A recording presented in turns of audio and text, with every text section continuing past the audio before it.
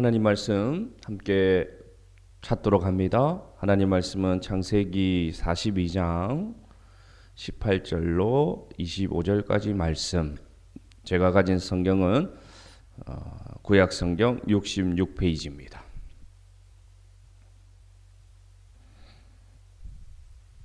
우리 뜻을 생각하면서 말씀 함께 읽도록 합니다. 사흘 만에 요셉이 그들에게 이르되 나는 하나님을 경외하노니 너희는 이같이 하여 생명을 보존하라.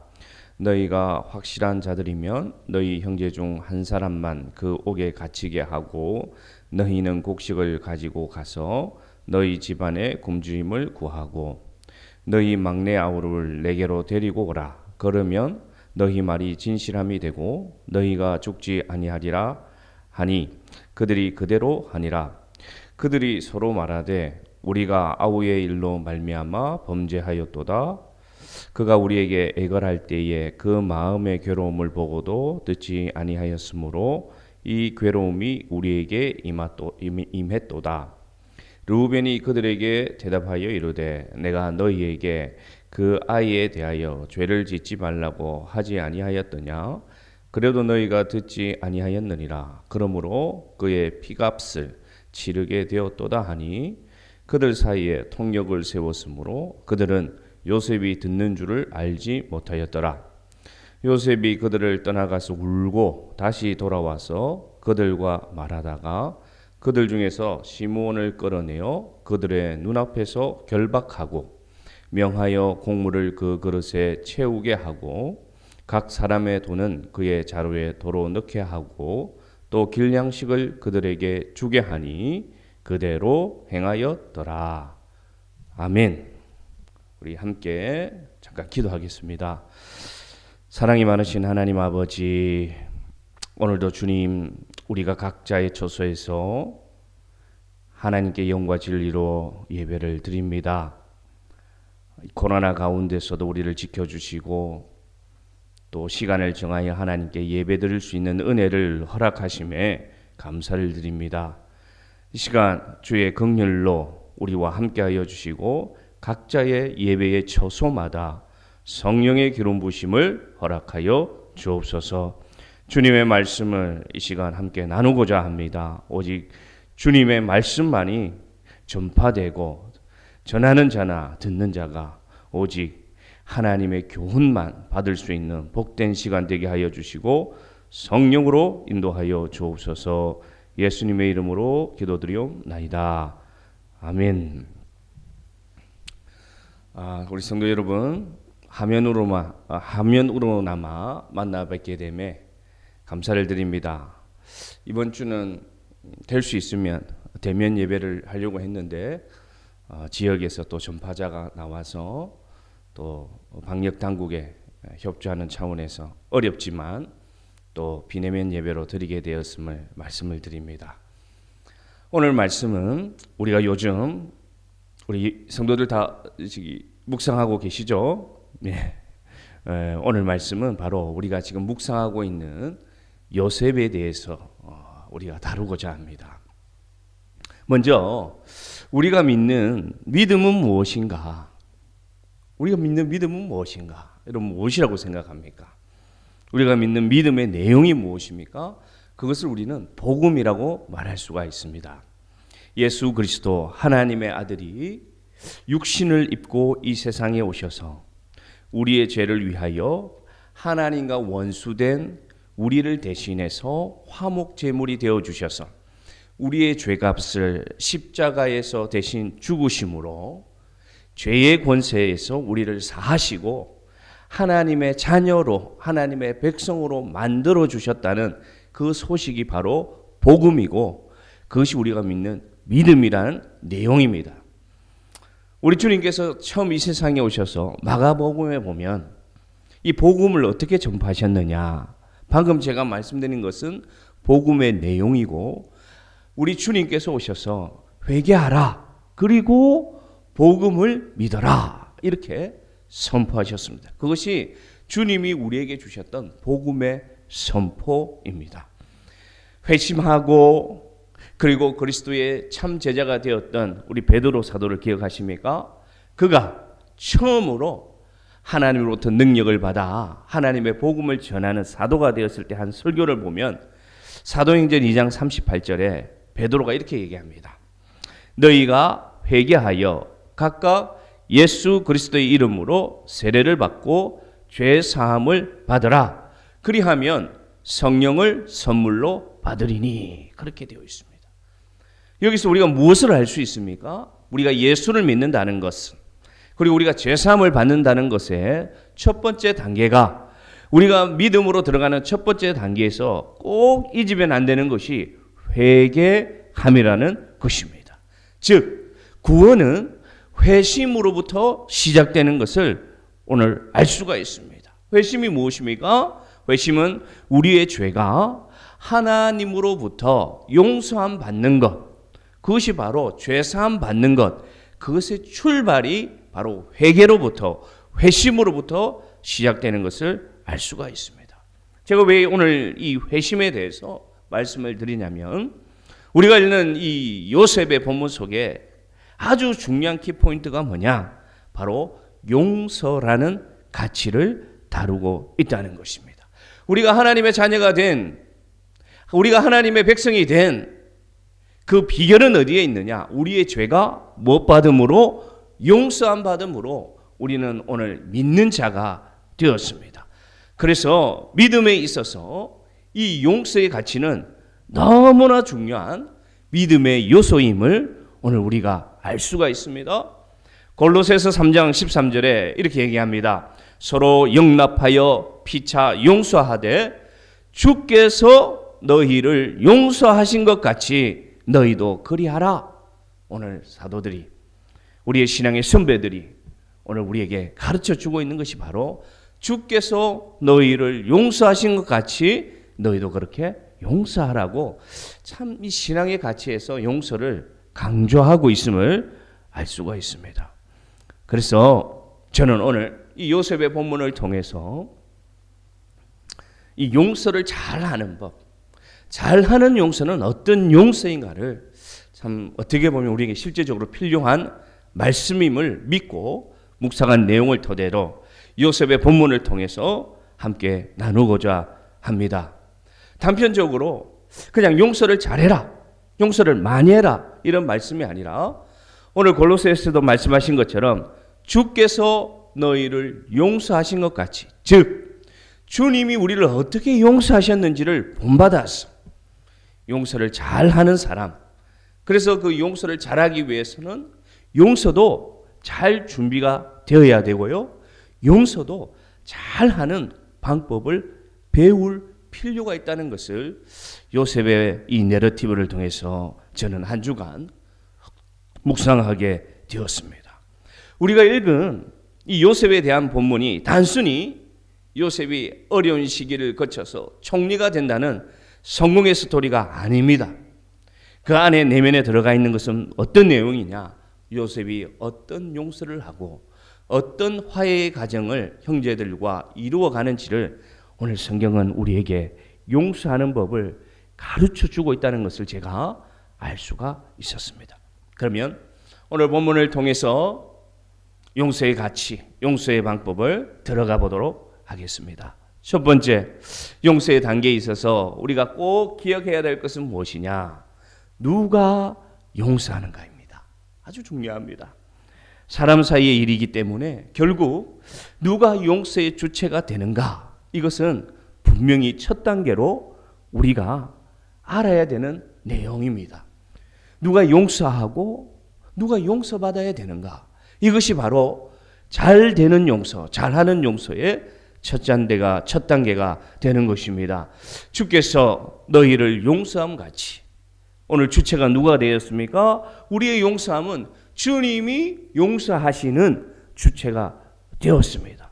오늘 본문 속에서도 여러분 42장부터 쭉 계속된 내용을 보면 이 용서의 주체가 바로 요셉에게 있음을 오늘 성경은 우리에게 가르쳐 주고 있습니다. 누가복음 17장 4절에 이렇게 되어 있습니다. 만일 하루에 7번이라도 내게 죄를 짓고 7번 내게 돌아와 내가 회개하노라 하거든 너는 용서하라. 이렇게 가르쳐주고 있습니다. 주님께서. 그러니 오늘 용서의 주체는 누가 되느냐? 회개할 때 그것을 받아들이는 자가 용서하는 자, 용서의 주체가 되는 것입니다. 우리가 주중에 본문에서 보면 철저하게 요셉을 중심으로 이 모든 본문이 기록되어 있습니다. 그러니까 요셉이 주체가 되어서 용서의 주체가 되어서 그 모든 분쟁 가운데 과거의 기억 속에서 오늘 점차 이끌어가는 자가 누구냐? 용서하는 자 요셉이라는 것을 여러분 꼭 기억하시기를 바랍니다. 우리 일상 속에서 여러 가지 다툼과 분쟁이 발생합니다. 그런데 우리가 흔히 하는 실수가 있습니다. 어떤 실수냐면 그 두 사람 그냥 화해하고 잘 지내. 괜찮아. 그냥 두 사람 화해해라. 이렇게 얘기할 때 있습니다.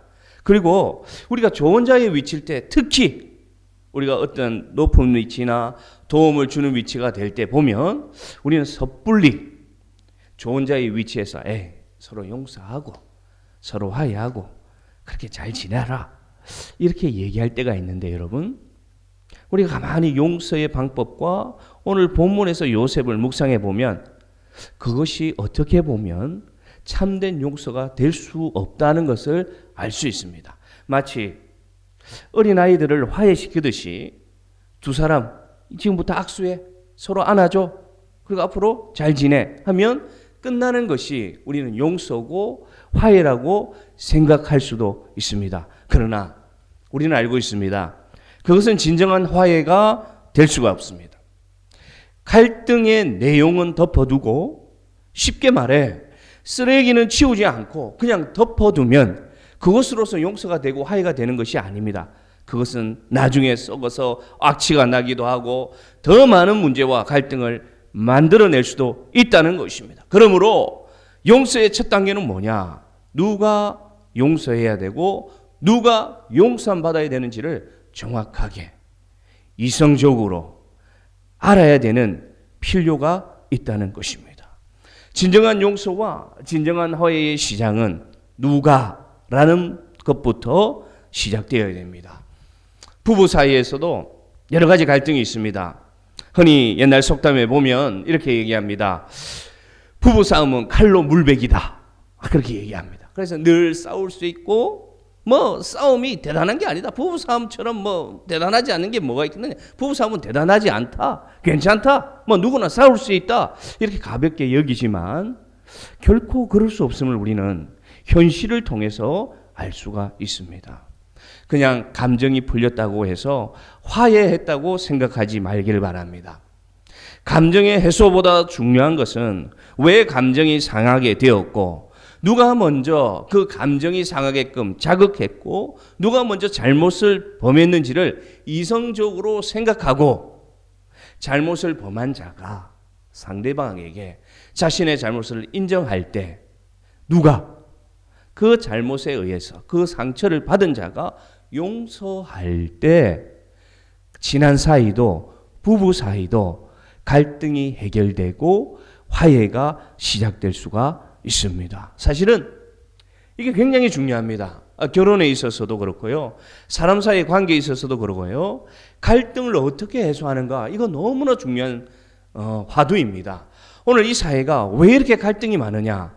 그것은 바로 잘 용서하는 법을 잘 화해하는 법을 배우지 못한 인간관계 속에서 많은 문제들이 지금도 갈등과 분쟁으로 일어나고 있다고 오늘 알 수가 있습니다. 그러므로 여러분 사랑하는 성도 여러분 부부 사이든 아니면 직장의 사이든 사람과의 관계에 있어서 오늘 제가 드리는 말씀을 꼭 기억하시기를 바랍니다. 용서를 잘하는 방법 성경적으로 용서하는 법 주님이 우리를 용서하신 방법을 통해서 배울 수 있는 것은 뭐냐? 누가라는 것입니다. 꼭 기억하시기를 바랍니다. 내가 가해자가 될 수도 있고요. 내가 피해자도 될 수도 있습니다. 그럴 때 내가 피해자라면 그 가해자가 가해자를 용서하는 누군가가 되어야 되고요. 내가 만약에 피해자라면 자기가 자신이 잘못한 것을 뉘우치고 그 피해자에게 자신의 잘못을 인정하는 그 누가라는 것을 꼭 기억하고, 그러기 위해서는 다시 말씀드리지만 훈련이 필요합니다. 부부 사이도 훈련이 필요합니다. 인간관계 속에서도 훈련이 필요합니다. 무엇이 필요할까요?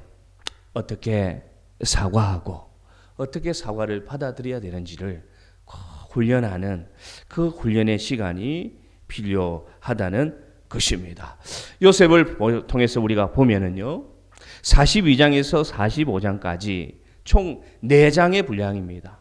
요셉을 드러내는 창세기의 본문 중에 거의 다가 과장하지 않고 거의 다가 요셉이 형제들을 용서하는 과정을 오늘 창세기는 기록하고 있습니다. 그럼으로써 묵상을 통해서 하나님의 약속의 백성들은 어떻게 이 땅을 살아가는지, 그리고 하나님 앞에서 어떻게 용서함 받고 어떻게 서로를 용서하면서 언약의 백성으로, 축복된 백성으로 살아가야 하는지를 가르쳐주는 본문이 바로 창세기의 창조 이후의 기록의 연속입니다. 누가 용서하고 용서받아야 하는가, 그 가치에 대해서 여러분 꼭 다시 한번 되짚어 보시기를 바랍니다. 우리 혹시 여러분 과거의 영화 중에 밀양이란 영화를 혹시 보셨습니까? 거기서 다루는 내용이 무엇입니까?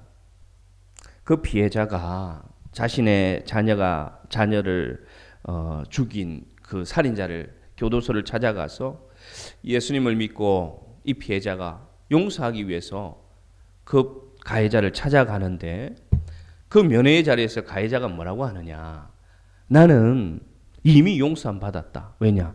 나는 하나님께 회개했기 때문에 나는 이미 용서함 받았다. 그래서 나는 지금 평안을 누리고 자유를 누린다. 그렇게 그 피해자에게 면회하는 과정에서 얘기하는 거예요. 용서하기 위해서 찾아갔던 피해자가 어떻게 합니까?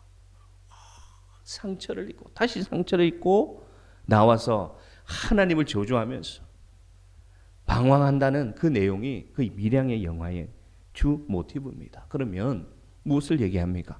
누가 용서해야 된다는 것입니까? 누구에게 사과해야 되고 누가 용서해야 되는지를 그 영화에서 가르쳐주고 있습니다. 우리는 흔히 하나님께 기도했으니, 하나님께 회개했으니 나는 해결되었다고 생각할 수 있는데 그렇지 않다는 것이죠. 누가라는 내용을 꼭 기억하셔서 누가 용서하고 누가 용서받아야 되는지가 우선 정립되는 것이 용서의 첫 단계, 첫 걸음임을 여러분 기억하시기를 바랍니다. 단 오해하지 말 것은, 제가 이렇게 말씀드린다고 해서 야, 내가 피해자니까 저 사람이 나에게 사과할 때까지 난 아무것도 안 해, 나 계속 미워할 거야, 그 내용으로 말씀드리는 것이 아닙니다. 그 내용이 아니라 스스로 자신을 돌아봐서 내가 무엇을 잘못했는지, 내가 어떻게 사과해야 되는지, 내가 용서의 주체라는 것을 기억해서 그래, 내가 용서해야지라는 그런 깨달음, 그러한 인식, 그렇게 자신을 돌아보는 훈련이 우리 속에 꼭 필요하다는 그 누가라는 질문을 꼭 먼저 하시는 우리 사랑하는 성도들 되기를 주님의 이름으로 축복합니다. 그러면 누가라는 문제는 해결되었어요. 그럼 용서의 2단계는 뭐냐? 오늘 본문이 우리에게 가르쳐주는 것은 뭐냐? 언제 용서해야 되냐? 그겁니다. 언제 용서해야 되느냐? 오늘 본문 다시 읽어볼까요? 누가복음 17장 3절에 가르쳐주고 있어요. 성경은 우리에게 가르쳐주고 있습니다. 너희는 스스로 조심하라. 만일 내 형제가 죄를 범하거든, 첫째 경고하고, 자, 언제 용서하라? 회개하거든 뭐하라? 용서하라. 아주 명쾌하죠. 용서는 회개할 때 가능합니다. 인정과 뉘우침이 있을 때, 사과가 있을 때, 그때 용서하면 되는 것입니다.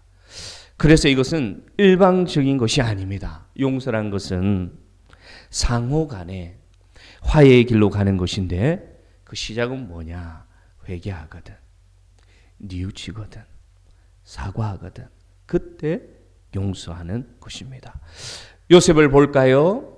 요셉은 양식을 구하러 온 형제들을 먼저 알아봅니다. 그러나 그 형제들은 요셉이 너무 변해 있기 때문에 알아보지를 못합니다. 요셉이 그 총리가 되고 큰 권한이 있고 먼저 알아봤기 때문에 그 형들을 문책하고 왜 그때 그렇게 했느냐 따지고 그렇게 해서 용서받을 수 있었습니다. 충분히 그렇게 할 자격도 있었습니다. 근데 요셉은 그렇지 않습니다. 그렇게 하지 않습니다. 그 형들을 속이고 자신을 속이고 자신이 요셉이라는 것을 드러내지 않고 그 형들을 가두어서 그 형들이 그 갇힘을 통해서 과거에 자신들이 요셉에게 했던 일들을 떠올리게 해서 그들이 그 옥에서 스스로 뉘우치는 과정을 요셉은 겪도록 만듭니다. 그래서 보면요, 창세기 42장 21절에 보면 우리가 읽었지만 본문을 볼까요? 그들이 서로 말하되 우리가 우리의 아우의 일로 말미암아 범죄하였도다. 그가 우리에게 애걸할 때에 그 마음의 괴로움을 보고도 듣지 아니하였으므로 이 괴로움이 우리에게 임하도다. 그렇게 뉘우치고 있습니다. 요셉은 이 형들은 요셉이 자기들의 언어를 알아듣는다고 생각하지 못했습니다. 왜냐? 애굽 사람으로 생각하고 있기 때문에. 그래서 요셉은 일부러 통역을 세워서 이들과 대화했습니다. 그런데 오늘 어떤 일이 먼저 일어납니까? 요셉은 무턱대고 용서하고 용서를 요구하지 않았습니다. 형들은 갇힌 자가 되어서 비로소 그들이 과거에 잘못됐던 것을 뉘우치게 됩니다. 우리가 그때 우리 동생 요셉이 우리에게 눈물로 애걸할 때 우리가 거부하고 팔아버렸도다. 그래서 우리가 이렇게 어려움을 당한다. 우리가 잘못했구나 하는 뉘우침을 보게 됩니다. 그래서 요셉이 어떻게 합니까? 그 뉘우치는 모습을 보고 요셉이 감정이 북받쳐 올려서 숨어서 펑펑 울고 돌아와서 이제 요셉이 형들을 대합니다. 무엇을 말합니까? 언제 용서해야 되느냐? 뉘우침이 있을 때 용서는 시작되는 것입니다. 사실은 여러분, 이게 회복의 첫 단계입니다. 무턱대고 용서될 수가 없어요. 뉘우침이 있을 때, 회개가 있을 때, 사과가 있을 때, 그때 용서는 이루어지는 것입니다. 요셉은 꿈을 기억하게 됩니다. 형제들이 와서 그들에게 엎드리고 요셉은 그 어릴 때 꾸었던 내용이, 꿈의 내용이 드디어 비로소 무엇인가를 알게 되었어요.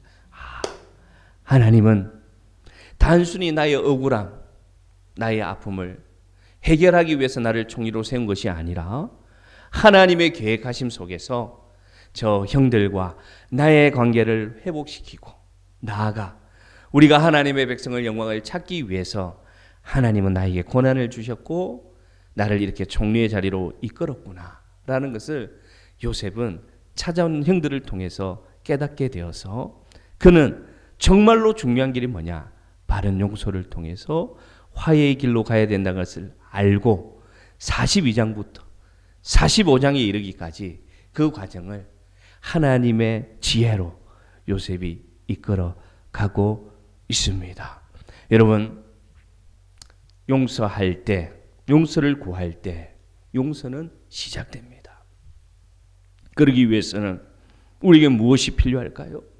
그것은 바로 내 자신을 스스로 바라보는 바른 시선이 필요하다는 것입니다. 왜곡된 자아를 가지고 있으면 뉘우칠 수도 없습니다. 왜곡된 자아를 가지고 있으면 자신이 무엇을 잘못했는지, 무엇이 부족했는지를 바라보지도 못합니다. 그래서 용서가 이루어질 수가 없고 화해가 이루어질 수가 없습니다. 그러므로서 우리는 기억해야 됩니다.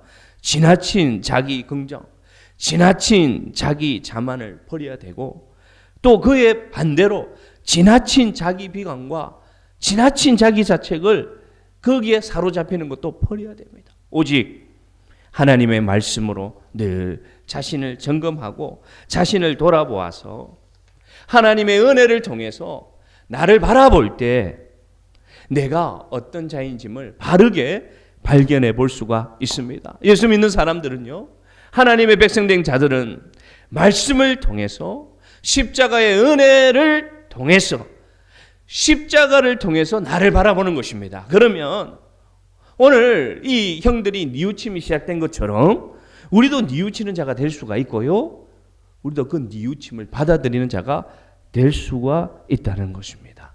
우리는 어쩔 수 없는 존재입니다. 우리는 어떻게 보면 하나님의 은혜가 없이는 참으로 형편없는 존재일 수도 있습니다. 하나님의 은혜와 하나님의 사랑으로 우리는 지금도 존재함을 우리는 인정할 수밖에 없습니다.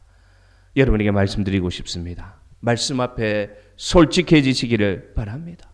사람들 앞에서 비굴해지지 마시고요, 사람들 앞에서 이익을 따라서 자신을 바라보지 마시고, 분명히 말씀드리는데 하나님의 말씀을 통해서 내가 어떤 존재인지, 내가 잘못을 했으면 내가 잘못했다는 것을 인정하고 하나님 앞에서 뉘우치고 그것을 상대방에게 인정하는 것, 그것이 뭐라고요? 용서의 때가 되는 길이고요, 용서의 시작입니다. 이것이 사실은 믿음이고, 이것이 사실은 용기입니다. 이것이 바로 은혜의 결과입니다. 용서는 언제 이루어질 수 있습니까? 자신을 그대로 인정할 수 있을 때 용서는 시작되고 화해는 시작됨을 기억하시기를 바랍니다.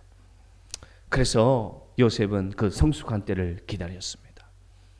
우리나라를 한번 보겠습니다. 왜 이 남과 북이 이렇게 서로를 믿지 못하고 이렇게 서로를 향해서 이 갈등과 이 서로를 향한 이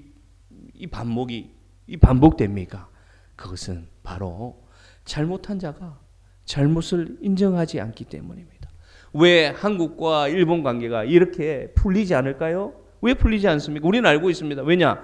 잘못한 민족 일본이 잘못한 과거에 대해서 인정하지 않기 때문에 이것은 해결되지가 않는 것입니다. 마찬가지입니다. 나라와 민족, 거창한 것을 떠나서 우리의 부부 사이도, 우리의 형제 사이도, 비틀린 인간관계도 무엇으로부터 시작되느냐? 왜 우리가 회복되지 않느냐? 그것은 솔직하게 자기 자신을 인정하지 못하는 시선 때문에 우리는 여전히 갈등 속에 있음을 우리 스스로는 알고 있습니다. 그러면 사랑하는 성도들이여, 요셉의 본문이 우리에게 가르쳐 주는 것은 무엇입니까? 언제 비로소 용서는 시작된다고요? 자신의 잘못을 인정할 때, 자신의 허물을 인정할 때, 자신의 약함을 인정할 때, 그래서 잘못한 자가 잘못했다고 말할 때, 사과할 때 비로소 그 사과는 받아들임이 되는 것이고 용서의 시작이 되는 것이고 화해의 길로 갈 수 있음을 본문은 우리에게 아주 기초적인 것이지만 오늘 우리에게 가르쳐주고 있습니다. 하나님의 말씀으로 돌아가서 십자가의 은혜 속에서 우리를 바라보아서 우리는 과연 어떤 존재인지를 기억해서, 여러분 혹시 비틀린 관계 속에 있습니까? 갈등 속에 있습니까? 그러면 잘못한 것을 잘못했다고 인정하고 사과하는 시작이 이루어지기를 바랍니다. 그러면 누가 용서해야 되는지, 언제 용서해야 되는지를 본문이 가르쳐줬다면, 세 번째로 오늘 용서 잘하는 법에 있어서 그러면 용서는 어떻게 해야 잘하는 것일까? 그것을 가르쳐줍니다. 어떻게 할 때 이 용서는 정말 충분한 용서가 되고 잘된 용서가 될까? 보면 저는 두 가지를 얘기하고 싶습니다. 요셉의 이 행동을 통해서 충분한 시간을 가질 필요가 있습니다. 두 번째로 어떻게 보면 같은 말일 수 있지만 충분히 이해할 필요가 있다는 것입니다. 이건 시간이 될 수도 있고요, 이것은 양이 될 수도 있습니다. 그러나 잘하는 용서는 뭐냐? 잘하는 용서는 뭐냐? 잘 되는 용서는 뭐냐? 정말로 화해되고 회복되는 길은 뭐냐? 충분한 시간이 필요합니다. 어떤 물리적인 시간이 아니라 어떤 시간? 충분하게 성급하게 굴지 않고 서로를 정직하게 바라볼 수 있는 시간이 필요합니다. 너무 성급하게 용서하고 성급하게 화해하려고 하지 마십시오. 그러면 그냥 덮어두는 일이 될 수 있습니다. 그래서 그 갈등은 반복될 수 있습니다. 그 갈등은 더욱 깊어질 수 있습니다. 더 커질 수가 있습니다. 그러므로 오늘 요셉이 왜 장장 4장에 걸쳐 충분히 형제들을 테스트하고 충분히 형제들에게 시간을 주고 충분히 자기도 시간을 왜 가졌느냐? 잘 용서하기 위해서. 바로 용서하기 위해서. 정말로 잘된 화해를 하기 위해서 요셉은 충분한 시간을 가졌습니다. 충분한 시간을 가지면서 무엇을 했습니까? 자기의 상처를 돌아봤습니다. 충분한 시간을 통해서 자기의 상처의 회복의 시간을 가졌습니다. 자기 스스로의 회복의 시간을 가졌습니다. 총리가 되어서 그가 그 회복의 과정을 거쳐가면서 그는 그 시간을 통해서 단순히 자기 자신만 회복된 것이 아니라 형제들도 회복시켰고요. 나아가서 자기의 아버지 야곱도 믿음으로 회복시켰고요. 결국은 아브라함으로부터 시작되었던 그 약속, 내 씨로 말미암아 큰 민족을 이루고 너희를 통해서 온 열방이 축복받겠다는 아브라함의 약속을 바로 이 용서의 과정을 통해서 화해의 시간을 통해서 요셉은 이루어가고 창세기는 끝이 납니다. 여러분 이해되십니까? 용서의 가치가 얼마나 큰지 이해되십니까?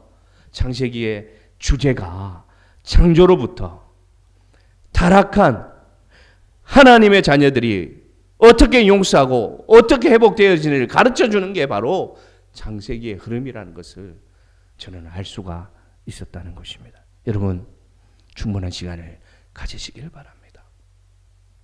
충분히 회복할 수 있는 시간을 가지시고요. 충분히 자신의 감정과 자신의 고통의 해소가 필요함을 여러분 인정하십시오. 그래서 준비가 안 된 용서하시지 마시고 준비될 수 있도록 단순히 물리적 시간을 많이 가지라는 뜻이 아니라 하나님 앞에서 충분한 시간으로 자신의 회복함 그리고 자신이 충분히 자신을 이해하고 상대방을 이해할 수 있는 시간을 가진 뒤에 충분하게 용서하는 용서의 사람들 되기를 주님의 이름으로 축복합니다. 야곱은 어떻게 회복됐는지 아세요? 이 용서의 시간을 통해서 하나님을 떠났던 야곱의 과거의 상처는 뭐였느냐? 요셉을 잃었던 상처가 있었습니다. 그래서 그가 베냐민을 집착합니다. 왜냐? 요셉과 베냐민이 자기가 사랑한 아내를 통해서 태어난 라헬을 통해서 태어난 참 자식이라고 믿었거든요. 그런데 여러분 요셉이 이 형제들을 용서하는 과정을 거쳐가면서 신중하게 자신의 시간, 신중하게 하나님의 뜻을 파악해가면서 그 용서의 시간을 가질 때 하나님은 야곱에게 역사하셔서 야곱이 하나님으로부터 왜곡되어 있던 상처를 씻고 창세기 43장 14절에 보면 그 사랑하는 아들을 베냐민을 다시금 요셉에게 보내는 약속을 지킴으로 통해서 뭐라고 고백합니까? 내가 자식을 잃게 되면 잃어도 됩니다. 라고 하나님의 이름을 부르는 회복이 일어납니다. 그러니 이 용서의 과정을 통해서 하나님은 요셉과 형제들도 회복시켰지만 가나안에 남아있는 요셉의 아버지 야곱도 회복시키는 놀라운 회복의 시간을 가지게 되었다는 것입니다. 여러분 어떻게 용서해야 될까요? 충분한 시간과 충분한 이해의 정도를 가지고 충분히 용서하시는 우리 사랑하는 성도들 되기를 바랍니다. 복잡 다양한 인간관계 속에서 우리는 인생길을 걸어갑니다. 우리가 가진 생각도 다 다르고 가치관들도 다 다르기 때문에 갈등은 있을 수밖에 없습니다. 그래서 다툼도 있을 수밖에 없습니다. 때론 죄의 결과로 우리는 우리가 예기치 못한 용서받아야 되는 존재가 될 때도 있고요. 또 우리는 가해를 받아서 용서해야 하는 입장에 서기도 합니다. 우리는 인정할 것은 우리 누구나 다 이 양자의 입장에 설 수 있다는 것을 꼭 기억하시기를 바랍니다. 왜냐? 우리는 어차피 우리 인생 죄와 허물이 있는 인생 가운데 세상 가운데 살아가고 있기 때문입니다. 그러나 여러분 두려워하지 마시길 바랍니다. 걱정하시지 마시기 바랍니다. 용서를 잘 하고 잘 받으면 됩니다. 용서는 다시 말씀드리지만 우리가 하나님의 자녀가 되는 과정에서 꼭 필요한 과정이었듯이 우리가 이 세상을 살아가는 데 있어서 이 용서하고 용서받는 것은 꼭 필요한 인간관계에 있어서의 필수 요소임을 인정하면 그것으로부터 시작됨을 기억하시기를 바랍니다. 어떻게 하면 잘 용서할 수 있다고 말씀드렸습니까? 첫째는 우리는 어떻게 하면 잘 용서하는 자가 되느냐? 누가라부터 질문해야 됩니다. 누가? 그리고 우리는 언제 용서하면 된다고요? 뉘우침이 있을 때, 그리고 내 마음에 받아들임이 될 때, 그리고 후회가 있을 때, 진정한 회개가 있을 때, 진정한 사과가 있을 때, 그때 용서하면 됩니다.